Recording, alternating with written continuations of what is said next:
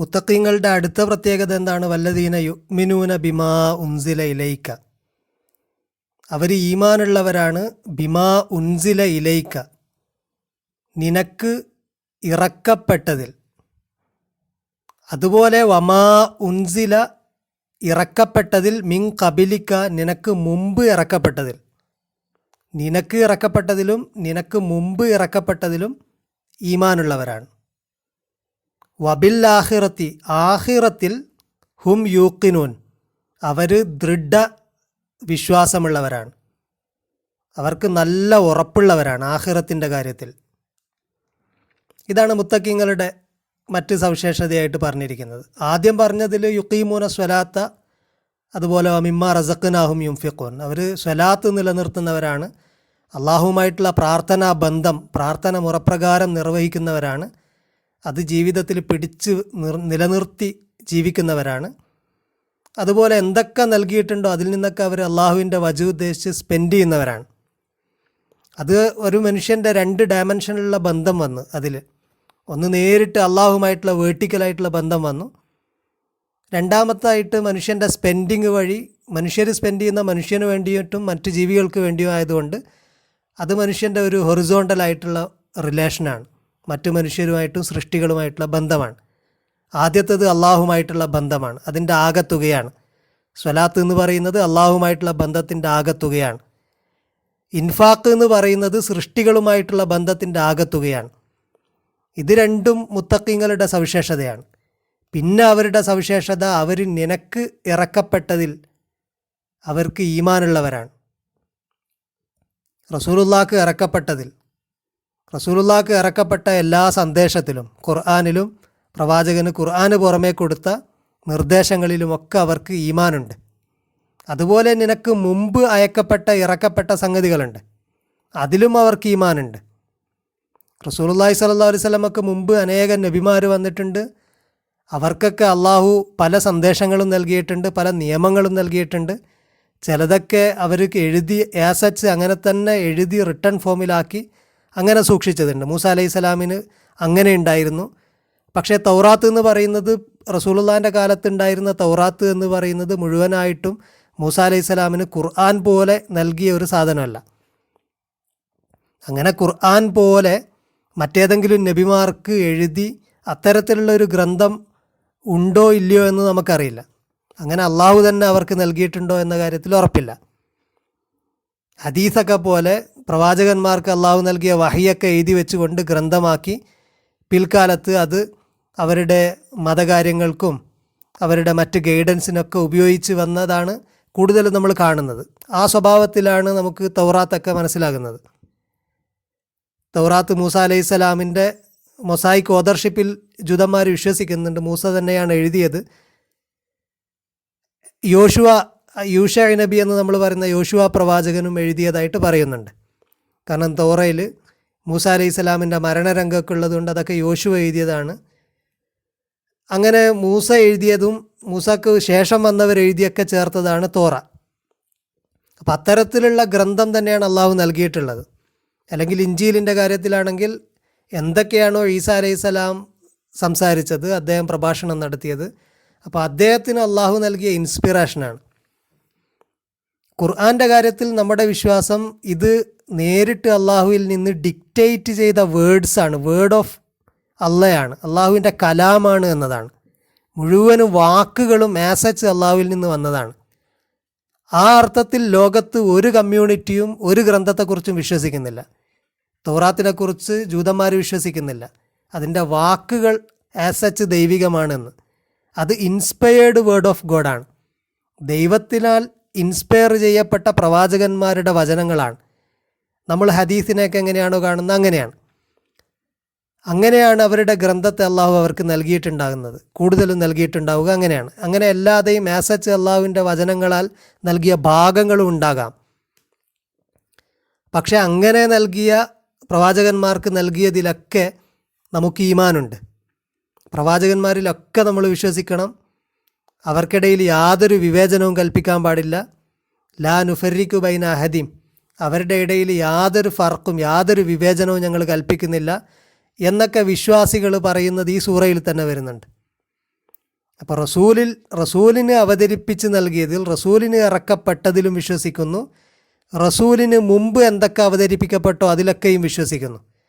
പക്ഷേ അപ്പോൾ വിശ്വസിക്കുന്നതിൻ്റെ മാനദണ്ഡം ആദ്യം റസൂലിൽ ഇറക്കപ്പെട്ടത് വിശ്വസിക്കുന്നു, ആ മാനദണ്ഡപ്രകാരം അതിനു മുമ്പുള്ള കാര്യങ്ങളെ നമ്മൾ മനസ്സിലാക്കുന്നു.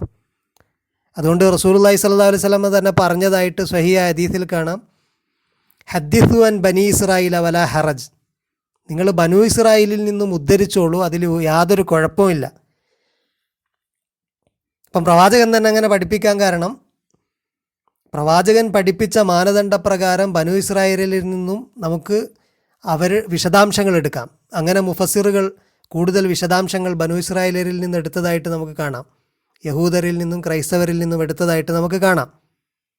മാത്രവുമല്ല, നമ്മുടെ നിയമത്തിൻ്റെ സ്രോതസ്സുകൾ എണ്ണുന്ന കൂട്ടത്തിൽ, ഫിഖ്ഹിലെ പ്രമാണങ്ങൾ എണ്ണുന്ന കൂട്ടത്തിൽ നമ്മൾ ഒരുപാട് പ്രമാണങ്ങൾ പറയും. ആദ്യം തന്നെ ഖുർആനാണ്, പിന്നെ സുന്നത്താണ്, പിന്നെ ഇജ്മാ ആണ്. ആദ്യത്തെ കമ്മ്യൂണിറ്റികളുടെ ഇജ്മാ ആണ്, സ്വഹാബികളുടെ ഇജ്മാ, താബീങ്ങളുടെയും അത്ബാഉ താബീങ്ങളുടെയൊക്കെ ഇജ്മാ ആണ്. അത് കഴിഞ്ഞു കഴിഞ്ഞാൽ പിന്നെ ഖിയാസാണ്.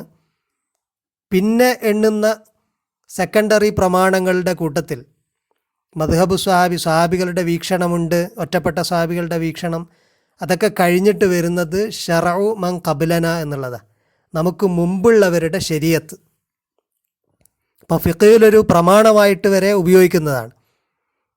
ഖുർആനിനും സുന്നത്തിനൊക്കെ അനുസരിച്ചിട്ട് ആ അരിപ്പയിൽ അരിച്ചെടുത്തുകൊണ്ട് മുൻകാല പ്രവാചകന്മാരുടെ പ്രമാണങ്ങൾ, അവരുടെ നിയമങ്ങളെ നമുക്ക് അവലംബിക്കാവുന്നതാണ് എന്നാണ്.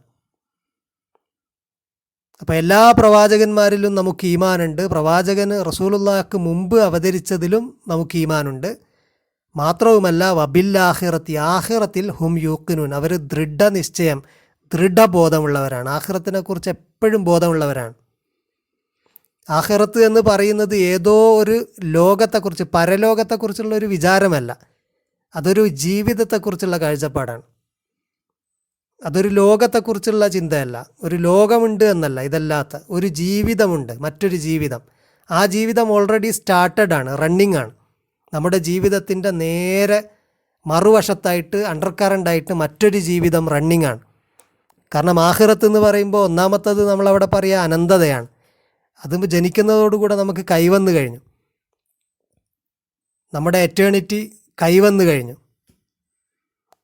അതോടൊപ്പം ജസാ ആണ്, അള്ളാഹുവിൻ്റെ പ്രതിഫലവും അല്ലെങ്കിൽ ശിക്ഷയുമാണ്. അതും ഖുർആനിലൊക്കെ അള്ളാഹു പറയുന്നുണ്ട്, അവർ ചെയ്തതിൻ്റെ പ്രതിഫലമായിട്ട് നാം അവർക്ക് നൽകി എന്നൊക്കെ ഈ ഭൂമിയിലെ കാര്യം പറയുന്നുണ്ട്.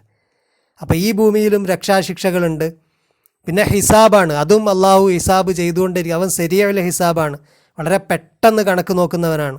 അപ്പം അവൻ്റെ കണക്കുകളൊക്കെ അവൻ നോക്കിക്കൊണ്ടേയിരിക്കുന്നുണ്ട്. അപ്പോൾ പെട്ടെന്ന് നോക്കുന്ന കണക്കുകളുമുണ്ട്. അവസാനം എല്ലാത്തിൻ്റെയും രേഖ നമുക്ക് തരുന്ന ഒരു ദിവസവുമുണ്ട്. അതല്ലാത്ത ഹിസാബ് റണ്ണിങ് ആണ്, അവൻ്റെ ജസ റണ്ണിങ് ആണ്. അതുപോലെയുള്ള ഒക്കെ ജന്നത്ത്, നരകം, സ്വർഗം, ഇതൊക്കെ റണ്ണിങ് ആണ്. വലിമൻ ഖാഫ മഖാമ റബ്ബിഹി ജന്നത്താൻ, അള്ളാഹുവിൻ്റെ മഖാമിനെ ഭയപ്പെടുന്ന ആളുകൾക്ക് 2 സ്വർഗമുണ്ട് എന്നാണ് പറഞ്ഞത്. അതിലൊരു സ്വർഗത്തെക്കുറിച്ചുള്ള വിശദീകരണം അത് ഈ ഭൂമിയിൽ അനുഭവിക്കുന്ന ചില സൗഖ്യങ്ങളാണ്, ചില സന്തോഷങ്ങളാണ്. അപ്പോൾ ആഖിറത്തിൽ മറ്റൊരു ജീവിതത്തിൻ്റെ മറ്റൊരു വശമുണ്ട്, ജീവിതത്തിന് മറ്റൊരു സൈഡുണ്ട് എന്ന കാര്യത്തിലൊക്കെ അവർ കോൺഷ്യസ് ആണ്. എപ്പോഴും അവർക്കതറിയാം. അത് എക്സിക്യൂഷനിലുണ്ട്. ഏതോ ഒരു നിയമം പാസ്സാക്കിയ ഒരു നിയമത്തെ നമ്മൾ ഭയപ്പെടില്ല, പക്ഷെ നിയമം നടപ്പിലാക്കുന്നുണ്ട് എന്ന് അറിഞ്ഞു കഴിഞ്ഞാൽ നമ്മളതിനെ പ്രിക്കോഷൻസ് ഒക്കെ എടുക്കും. എന്ന പോലെ അത് എക്സിക്യൂഷനിലുണ്ട്, അണ്ടർ കറണ്ടായിട്ട് അങ്ങനെ ഒരു ജീവിതം നടക്കുന്നുണ്ട്. അതിലവർക്ക് യഖീനുണ്ട്. അവരാണ് ഉലായിക അലാ ഹുദം മിർ റബ്ബിഹിം, അവരുടെ റബ്ബിൽ നിന്നുള്ള ഗൈഡൻസിൽ അവരാണുള്ളത്, അവരുടെ റബ്ബിൻ്റെ മാർഗത്തിൽ അവരാണുള്ളത്. ഹിദായത്തായിരുന്നല്ലോ നമ്മൾ ചോദിച്ചിരുന്നത് ഫാത്തിഹയിൽ. ഇങ്ങനെയുള്ള മുത്തഖീങ്ങളാണ് റബ്ബിൻ്റെ ഹിദായത്തിലുള്ളവർ. വഉലായിക ഹുമുൽ മുഫ്ലിഹൂൻ, അവർ തന്നെയാണ് വിജയികൾ. ഫല്ലാഹ് എന്നൊക്കെ പറഞ്ഞാൽ ഫാർമറാണ്. ഫലഹ എന്ന് പറഞ്ഞാൽ മുറിക്കുന്നതിനൊക്കെ പറയും, കട്ട് ചെയ്യുന്നതിനൊക്കെ. അപ്പോൾ ഫല്ലാഹ്, മുഫ്ലിഹ് എന്നൊക്കെ പറഞ്ഞത് അധ്വാനിച്ചിട്ട് നേടുന്ന വിജയമാണ്. അപ്പം അവർ എഫേർട്ട് എടുത്തുകൊണ്ട് അധ്വാനിച്ചിട്ട് വിജയികളാകുന്നവർ അവരാണ്.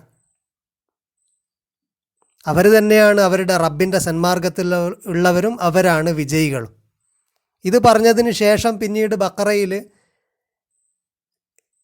പറയുന്നത് അല്ലദീന കഫറു, കുഫർ ചെയ്തവരെക്കുറിച്ചാണ്. 2 ആയത്തുകളിലായിട്ട് പിന്നെ അവരെക്കുറിച്ചാണ് പറയുന്നത്. അവരെക്കുറിച്ച് പറഞ്ഞതിന് ശേഷം പിന്നീട് അങ്ങോട്ട് ജനങ്ങളിലൊരു കൂട്ടരുണ്ട് എന്ന് പറഞ്ഞുകൊണ്ട് ബനു ഇസ്രായേലരിലേക്കും അവരിലുള്ള കപടവിശ്വാസികളെക്കുറിച്ചുമൊക്കെ പറഞ്ഞുകൊണ്ട് കഥ പിന്നീട് നീണ്ടുപോകുന്നുണ്ട്. അത് നമുക്ക് ഇൻഷാ അല്ലാഹ് അടുത്ത ദിവസം സംസാരിക്കാം. അസ്സലാമു അലൈക്കും വറഹ്മത്തുള്ളാഹി.